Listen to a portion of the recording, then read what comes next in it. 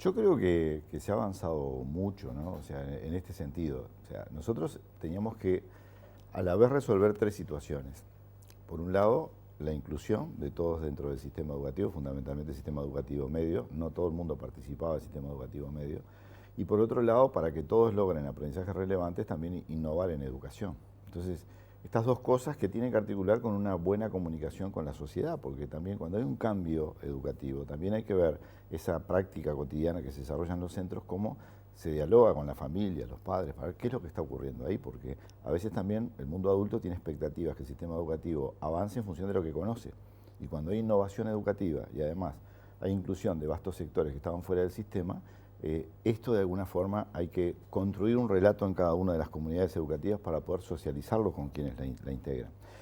En términos generales, nosotros nos hemos propuesto una cantidad importante de metas. La primera vez que tenemos un presupuesto que se aprueba por el Parlamento que tiene metas cuantitativas, la primera vez. Bueno, y en realidad 3 años estamos en la meta, incorporación de alguna manera de universalizar el acceso a la demanda en 3 años, 4 y 5 años ya está universalizado. Las escuelas de tiempo completo se han más que duplicado, completo y extendido. Estamos hablando del orden de 70.000 niños que asisten en esta modalidad. Toda la parte, digamos, de dinámica de acompañamiento en lo que tiene que ver con el comedor y esa estructura, son más de 270.000 niños que cotidianamente asisten a los comedores en los centros educativos.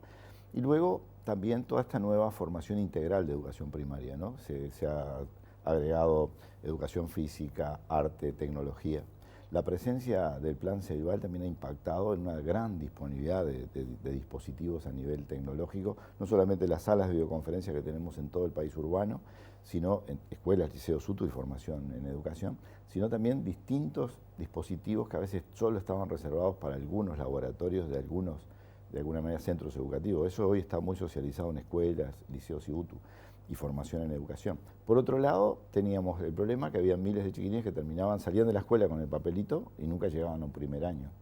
Y después teníamos muchos que llegaban y duraban muy poco en ese lugar. Eso hoy podemos decir, Maldonado, como todo el país, prácticamente el 100%.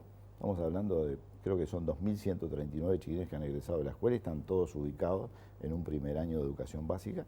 Luego hay un seguimiento que venimos haciendo desde el egreso 2015 de primaria hasta la fecha.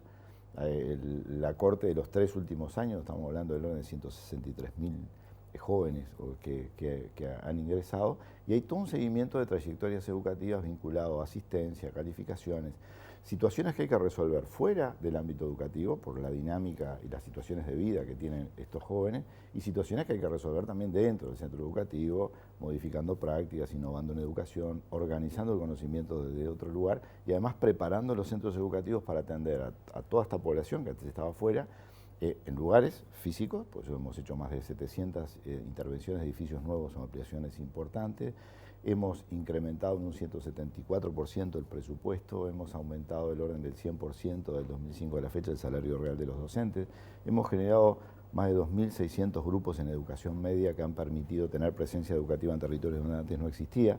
Son del orden de 100 los centros educativos nuevos en lugares nuevos, que antes no había presencia educativa. Y todo esto nos permite, de alguna manera, disminuir en términos de resultados. O sea, las promociones han mejorado, en secundaria es clarísimo, en estos últimos 3 años, año tras año, se nota una mejora muy importante ¿En base a que qué, impulsa... Neto? Porque se ha hablado de que bueno, se bajó la repetición o se eliminó porque bueno, ya no son tan estrictos los controles y bueno, vamos a promover a los alumnos aunque no estén preparados. Por eso yo digo que es importante ver, en un sistema que es un proceso, ¿no?, que apuesta a la inclusión, y para poder lograr aprendizaje tiene que desatar innovaciones educativas, innovaciones que están envueltas en nuevas concepciones, pone en tela de juicio todo el sistema anterior. Por ejemplo, la repetición. Bueno, la repetición era una garantía de calidad del modelo tradicional, nunca lo fue. No hay ningún estudio que muestre que sí lo. Sin embargo, quedó en la mente de la sociedad de que, bueno, la repetición era el filtro para garantizar educación. Eso no opera así. Entonces, hay muchas cosas que no operan como tradicionalmente se manejaron en un sistema que solo atendía a algunos, ¿no? A ver, si yo no tenía la fortaleza para poder acercarme a un centro y además la fortaleza para adaptarme al centro, mis oportunidades estaban muy disminuidas de poder transitar por la educación. Entonces, eso hoy ha cambiado muchísimo. La presencia prácticamente es total. Hay situaciones que hay que acompañar porque son muy complejas, de distinta índole. Hay situaciones que hay que seguir trabajando y transformando adentro del sistema educativo, porque el objeto es que cambiar una educación uniforme por una educación singular requiere de un desafío profesional docente, una nueva forma de organización de los docentes, de organización además del conocimiento, para poder generar estos aprendizajes. Y se encuentra muchas veces con un sistema o con propuestas como la que tú planteabas, que lo que pretendían era mejorar el sistema anterior. Entonces acá a veces uno analiza y dice, bueno, a ver, estos planteos, ¿son pertinentes? Estos son pertinentes, pero claro, para fortalecer un sistema anterior. Pero el sistema anterior no permitía la integración de la sociedad en su conjunto, o sea, la inclusión de todos los actores, y menos permitía que estos lograran aprendizajes. Entonces, ese desafío es en el que estamos. Hay un movimiento muy grande en todo el país, ustedes lo pueden recorrer en Maldonado, pero en todo el país. Los actores locales de educación, referentes, inspectores, directores de campus, digo que hay nuevas figuras hoy en los territorios, están todos atrás de las trayectorias educativas de los estudiantes, sus aprendizajes, su asistencia, sus vínculos en el territorio con otros actores, a ver qué dificulta la asistencia cotidiana al centro educativo, y luego una discusión de orden pedagógico muy fuerte, ¿sí? Como creo que hace mucho tiempo no se daba dentro de los centros, porque acá no se trata solo de asistir, sino que tenemos que generar espacios de convivencia, de aprendizaje y de bienestar. Este es otro cambio también, porque a veces el sufrimiento parecía que era parte del proceso de crecimiento o de aprendizaje, y en realidad hoy los sistemas educativos del primer mundo lo que están buscando es el bienestar de los niños, las niñas y los jóvenes al transitar por el sistema educativo, porque un sistema que está planificado, intencional, universal, o sea, es para todos, y hoy están todos, a diferencia de hace pocos años atrás, en realidad no puede hacer aflorar al ser humano lo peor que puede aflorar cuando uno está en un ámbito de sobrevivencia. No es lo mismo sobrevivir que vivir con placer el pasaje por determinada estructura, en este caso la educativa. Entonces, son muchas cosas que están en cuestionamiento de cómo se forjó un sistema que tenía un grado de instrucción importante y que hoy tiene que encontrarse con una formación, que es un desafío claramente mayor. Entonces, en términos generales, de todas las metas que yo te propongo, no te voy a enumerar una a una porque son varias. El desafío que tenemos es que hay mayor cobertura en todas las edades, 14, 15, 16, 17 años. Logramos, de alguna forma, encontrar distintas propuestas que logran atraer y contener a los jóvenes y transitar por él y egresar. Y bueno, y tenemos una mejora muy importante, que es de la meta que nos hemos propuesto en egresos de educación básica, y nos estamos quedando cortos en el proceso sobre la meta que nos propusimos de egreso de educación media superior. Durante los últimos 40 años el Uruguay no lograba salir del 20, 25, 30% de egreso, hoy estamos en 43%. En las edades de alguna manera esperables, digamos 18 años, 19 años, estamos mejor, porcentualmente casi un 43% más de egreso que lo que ocurría en los últimos 40 años. Y bueno, y eso nos muestra que la aguja se movió. Ahora, ¿se movió todo lo deseado? No, porque nuestras propias metas están por encima. Nosotros pensamos que al 2020, por el movimiento que estamos observando, vamos a estar en el orden del 50%. Y nos quedamos un poco cortos, digamos, respecto a la meta que propusimos. Pero queda un sistema instalado, un seguimiento de trayectorias, innovaciones a nivel educativo, nuevas formas de organización local, estaba muy centralizada la educación, que creo que ha sido un proceso bien interesante. Y respecto a tu pregunta, ¿está conforme? Yo no soy conformista, además siempre están mirando el medio vaso vacío. Nada más, si no han podido lograr las metas que se habían planteado, no debe haber conformidad. No, pero sí, quizá con el camino que se está recorriendo, pero no con los resultados. Pero estamos hablando del número de metas que nos propusimos, estoy hablando de una. Las otras prácticamente están todas alcanzadas. Yo le quiero preguntar, porque usted ha tenido algunas discrepancias y algunos roces con el INED, que es el Instituto Nacional de Evaluación Educativa, que inclusive cuando salió un informe se denunció que Wilson Neto había presionado para que el informe no se publicara todavía porque estamos en tiempo electoral, publíquenlo después. Nosotros estuvimos con la profesora Alex Macei aquí y hablamos del tema, porque el INED estaba revelando de que había metas incumplidas por parte del CODICEN. Por ejemplo, de que 4 de cada 10 estudiantes terminaron el liceo. Y dice, la ANEP incumplió 3 de las 4 metas que se fijó al inicio del periodo. 68% de liciales en edad oportuna, estos son los 16 años, que egresen y llegaron a 65%. Bachillerato en edad oportuna, que el 38% egresen y llegaron al 36%, y que el 60% de los estudiantes con rezago terminara, y lo hicieron el 42%. Usted dijo que los datos no se ajustaban a la realidad, que habían cosas que no eran relevantes, que había temáticas que no habían sido incluidas. Se habló de la UTEC, un desarrollo formidable que tuvo la UTEC en esta última década, y que sin embargo el informe no explica, no habla de la UTEC, cómo se logró ese avance. No hablaba de la UTU, porque en realidad es una versión de la ANEP. La UTEC es un ente autónomo, está afuera. No, pero tú lo has dicho con claridad.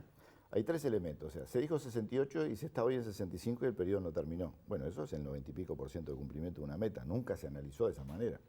Cuando tú decís, a determinada edad estamos en el 30 y pico, estábamos en el 20 y poco, 43% de incremento en esa edad. Se ha mejorado, no llegaron a lo que si uno se mira, habían planteado. Si uno mira, decir, bueno, la meta era esta, ¿cuánto llegamos? Y estamos por arriba del 90% prácticamente, o sea, estamos cumplidas, algunas por encima y otras arriba del 90%, o sea, a ver, eso es crítico en un proceso. Cuando uno propone una meta es muy ambicioso. Después tiene que ver, lo que no se discute, y ahí tampoco se discutió en el informe, es qué políticas y qué estrategias permitieron ese movimiento. Porque si yo te digo que en esa edad, en el segundo punto, que de las tres cosas que dijiste, la del medio, ¿no? Sí. Se mejoró en un 43%. 43% respecto a lo que tuvimos en los últimos 40 años. Bueno, algo pasó, porque diré que se aplicaron estrategias diferenciadas a lo largo de mucho tiempo y no logramos mover esa aguja. La aguja se movió. Entonces, en definitiva, yo creo que lo que hay a veces es una mirada que va mucho al titular, pero va poco a observar el proceso. El proceso en el cual estamos, en qué está la cabeza de los colectivos docentes, la cabeza de las autoridades, la cabeza de los actores locales, en qué está hoy, en qué estaba antes y en qué está hoy. Y qué logros está permitiendo poner la atención en este seguimiento de trayectoria de los estudiantes, sus aprendizajes y en comprender su historia de vida, ¿no? O sea, lo vital de cada uno de los jóvenes, que algunos de ellos no hay duda que da para escribir un libro, toda su historia. Ahora, cuando yo miro eso, digo, bueno, son tres que no, a ver, tres pero con un cumplimiento que están por arriba del 90%. Por eso digo que me parece que a veces es un grito al aire muy fuerte. Respecto al otro aspecto que tú planteabas, nunca dijimos de no publicar, nunca dijimos. Salió Pablo Caggiani a argumentar de que, bueno, en favor de que de repente era mejor esperar que se... Y Caggiani dijo, bueno, salí a argumentar eso a raíz del pedido de Neto. No, ¿será Cayota, Pablo Cayota? Cayota, yo dije Caggiani, no, está bien, Pablo Cayota, pero mira, no, el tema es así, o sea, a ver, y hoy inclusive estamos viendo algunas discusiones que para mí son gratuitas. Por ejemplo, escuché la semana pasada que se decía que ahí se está tratando de poner un freno político a los técnicos dentro del propio INET, ¿no? Ahí ya Neto está fuera, dentro del propio INET. Y no es así, porque los directores de INET son técnicos, no son actores políticos. La única persona que es un actor de alguna manera político y de responsabilidad es quien preside el INET. El resto de los directores que delega la universidad, que delega la ANEP o las instituciones privadas, están en su carácter de técnico, no de representante político de la administración. ¿Cuál es el problema? Que tiene que ver con nuestro planteo. Nosotros analizamos ese trabajo y vimos que era muy insuficiente desde el punto de vista técnico, no daba idea del estado de situación de la educación en el Uruguay. No es un tema político. Si nosotros hemos brindado toda la información en forma transparente siempre, nosotros mismos nos hemos puesto metas cuantitativas que son objetivas, están ahí, y las podés ver por INET, por ANEP, no hay ningún inconveniente porque están publicadas. O sea, no es ocultar información, es tener la seriedad suficiente cuando uno quiere hablar del estado de situación de la educación de un país, tiene que mirarla en su completitud y no tomar una parte, hacer una proyección del todo, inclusive, como tú decías, incluir un espacio no menor como fue la duplicación de la matrícula y los avances en infinidad de nuevas carreras que viene desarrollando UTU. O sea, no estaba considerado. Entonces, cada capítulo tomaba una parte y hacía una generalización de ideas sin considerar el todo. Entonces, lo que nosotros dijimos es, esto puede ser un trabajo como insumo para poder tenerlo, como muchos de ellos nosotros son datos que ya los tenemos, los tomamos como insumo, pero no nos parece serio publicarlos. O sea, por eso acá hay un tema técnico. Acá la discusión que tiene el INEDO inclusive con este proceso es un análisis técnico para darle transparencia, seriedad al instituto. Y no hay una discusión entre técnicos y políticos. Eso no existe. Si tiene total autonomía el instituto para poder hacerlo. Lo que pasa es que tampoco nadie puede hacer hablar un instituto que tiene que ser objetivo y transparente en función de sus intereses. Nadie. Ni Neto ni nadie, ¿no? Entonces, claro, ahí yo creo que hay un problemita que se tiene que seguir trabajando sobre con qué grado de objetividad y transparencia se mira la educación en su conjunto. Y se ve todo el proceso. Uno puede decir, bueno, estábamos acá y ahora estamos acá. Bueno, pero ¿qué fue lo que pasó? Porque la riqueza es cómo logramos mover esto. Y eso fue uno de los planteos que si yo hice, bueno, a ver, ¿y qué pasa sobre las políticas? ¿Dónde están las críticas a las políticas? No aparecen. Son fotografías sueltas de una cosa, sí, de alguna manera incongruente, que de alguna manera nos queda la idea de un estado de situación de la educación. Ese fue el planteo. Yo supongo que usted habrá sentido orgullo cuando la ministra de Educación y Cultura dijo, Neto es el José Pedro Varela del quinquenio. Le tiró con una responsabilidad encima muy importante, ¿verdad? Ahora, en función de esto, cuando se habló del cambio del ADN de la educación famoso que dijo el presidente de la República que lo iba a cambiar y bueno, mencionó los nombres que más han recurrido sobre este tema fueron el de Mir y el de Filgueiras, que al poco tiempo los dos dimitieron de la actividad de la dirección de la educación. Acá vemos resultados de que, bueno, nos propusimos una meta y llegamos al 90-95%. ¿Se ha logrado cambiar el ADN de la educación en su óptica? Yo, dos cosas. Primero quiero aclarar, la expresión de la ministra fue en un ámbito acotado que salió de ahí, pero que en realidad lo que quiso referenciar es esto. A ver, Varela logró proponer o generar una propuesta de educación primaria para el país y él no logró verla, ¿no? Porque demoró 100 años que todo el mundo asistiera a la escuela. Bueno, lo que de alguna manera se refería que ahora es el gran desafío con este seguimiento de trayectorias 1 a 1, de lograr que todo el mundo ingrese y transite por la educación media. Un poco por ahí venía esa, sí, no muy feliz comparación. Pero, y lo otro que tú decías, bueno, hay distintos compañeros que por distintos motivos, algunos por decisiones del órgano político del ministerio y otros por temas de orden, evaluaciones personales, no continuaron en el proceso de responsabilidad, digamos, de avance del sistema, pero yo quiero ser claro, digo, ahí cuando se generó, eso también generó una mística que no tiene nada que ver con la realidad, porque nosotros no teníamos ningún documento, o sea, los documentos que hoy podemos analizar son del año pasado, no del año 2015, 2016, no hay ningún documento sobre la mesa que dijera, bueno, Neto o la administración en su globalidad de la ANEP no transita hacia estas propuestas que aquí están, digo, si tú las tienes sería bueno saberlo porque no estaban, o sea, eran simplemente titulares de temas que era importante abordar y que luego no se plasmaron en un proyecto. El único proyecto real 2015 fue lo que presentamos al Parlamento, ¿no? La rendición de cuentas, que eso no es un tema de plata, es un tema de política, de metas, de estrategias, que de alguna forma el Parlamento tuvo toda la oportunidad de analizar, discutir y leer con la responsabilidad que uno entiende que deben hacerse las cosas para luego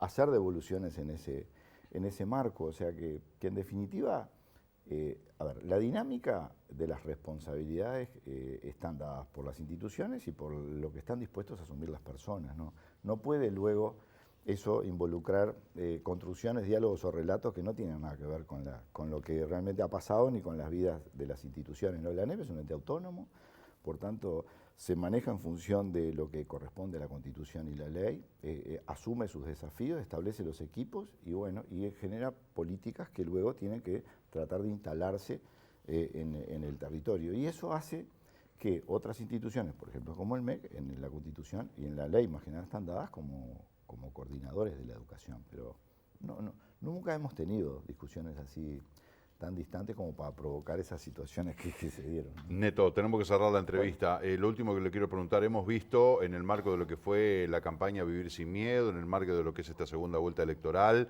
las fachadas de instituciones educativas que lucen banderas que son de corte netamente político-electoral. Muchos dicen se está violando la laicidad. ¿Qué opina usted al respecto? Yo creo que cada actor tiene que, de alguna manera, respetar la Constitución. Es así, ese es el planteo institucional. Después, yo creo que hay algunas cosas que han transitado en algunos errores, que se han intentado corregir o se han corregido, y después hay apreciaciones que se hacen, estas últimas que estoy leyendo, creo que del día de hoy.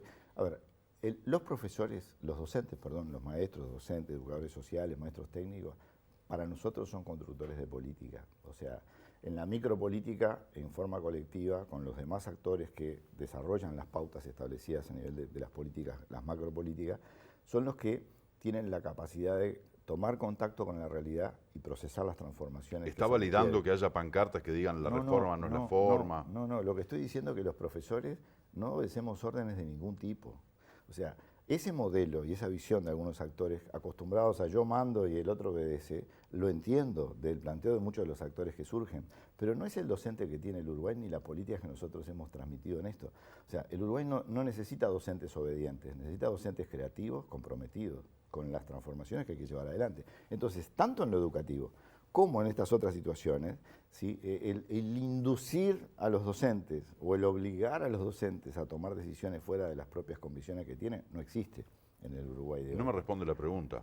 No, cómo no, concretamente. O sea, ¿Está bien o está mal que haya pancarta? Yo llego a la no. universidad y hay una pancarta que dice... No, pero la universidad yo no Bueno, me voy a entrar en la universidad porque tiene otra forma de gobierno. La forma o sea, el ente autónomo ANEP, tenemos claro cómo está constituido, tenemos claro cómo tiene que respetar todos los artículos que involucran a la Constitución y particularmente en esto se ha mencionado en estos días el artículo 58, hay que respetarlo. A veces hay actores que descuidan esto, ¿sí? Involucran a situaciones complejas a la administración que tiene que desatar instrumentos para poder resolver. Pero nosotros, por supuesto, que no estamos a favor de la violación en ningún aspecto de la laicidad, en ningún aspecto. Pero lo que quiero decir, abonando hacia los docentes que queremos, los docentes tienen una gran libertad, pero además tenemos que construir que ese profesionalismo se desarrolle con esa libertad. O sea, nadie manda a un docente a hacer nada que el docente no esté plenamente convencido. Por eso el proceso de innovación educativa, el proceso de transformación, ¿sí? Tiene que ser así, un proceso que cada vez va convocando a más personas a reflexionar y debatir sobre esto, pero ningún docente del Uruguay, y sería horrible, o sea, no es el docente que necesitamos si es arrastrado por la opinión de un mando medio o un intermedio sin él tomar su propia postura frente al tema.